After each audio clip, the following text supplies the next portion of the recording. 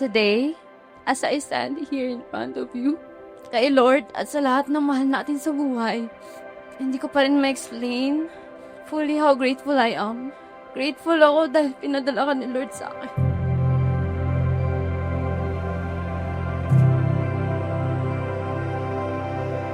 Hindi lang as a partner, but as a reminder of His love and faithfulness. Alam mo, one of the reasons why I choose you is because I saw something in you na matagal ko nang nakasanayan. Something familiar. Something safe. I saw a part of my Papang's character in you.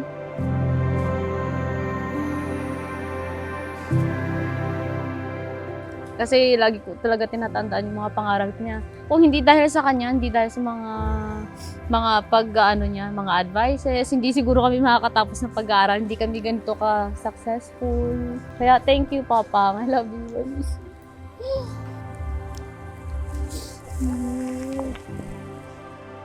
Tsaka thankful ako sa kanya kasi hindi siya nag-hesitate talaga na mag-change ng religion para lang mapakasalan ako. Wala siyang, hindi siya nagdadalawang isip talaga. Sabi ko, hindi ako magpapakasal sa lalaki pag hindi ko kasing religion. So, willing talaga siya. Nung una pa lang, bago pa lang kami. Sabi niya, yung patience, yung quiet, strength, yung ability to love without conditions. And from that moment, I knew, ikaw na.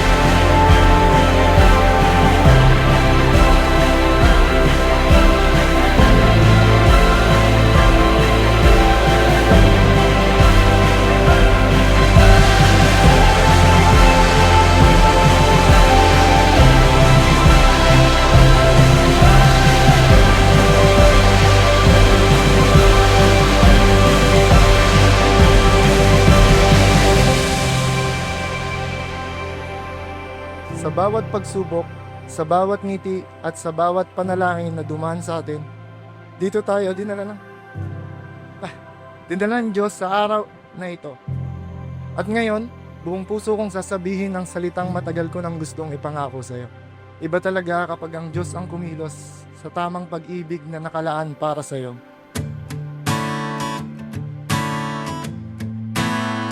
Happy! Yan! Oo, daming nanonood. Pag nagsisintro lang sa bahay, wala naman nanonood sa Kuwait.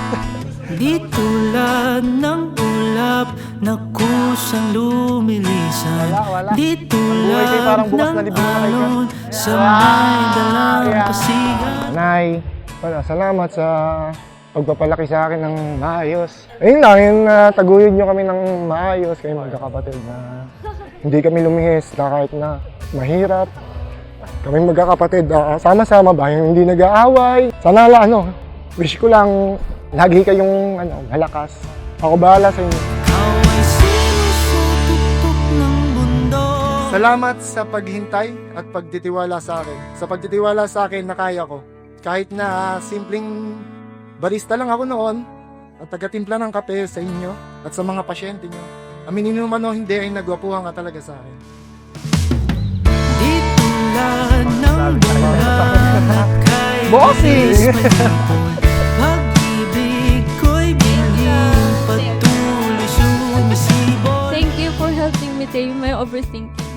Kahit alam natin minsan parang may sariling buhay na talaga yung utak ko. Pero andyan ka palagi, holding my hand, reminding me to breathe, reminding me that I am loved and that I am not alone. Thank you for loving my family as your own. Hindi mo lang sila tinanggap, minahal mo sila. And for me, that's one of the biggest gift you've ever given. Away simoy sa tuktok ng mundo. Ika'y kanlungan sa lahat ng gulo. Kung alam lang nila kung paano mo ko itrato ng tama at iparamdam sa akin lahat yon, na kahit sobrang laki ko ay nagiging bata ako kapag inaalagaan mo ako. Kung alam lang nila yan, siguro maunawaan nila kung bakit ikaw, kung bakit sobrang mahal kita at kung bakit ganito ako sa'yo. Ikaw na mapagmahal at maalaga, ikaw na handang gawin lahat para sa pamilya. Napakaswerte ko na meron akong ikaw. Ikaw ay simoy sa tuktok ng mundo. Masukal man ang landas, di man tiyak ang wakas ay lalakbay para lang samyukin ang sinunog. Maraming salamat sa'yo. Basta simula ngayon, sabihin mo lang sa akin kapag gusto mo ng golden hands ko. Nandito lang ako kapag pagod ka, kapag masakit ang katawan mo, para kang naka-lifetime subscription, free massage. 1, 2, 3! Barista kasi ako sa clinic dati.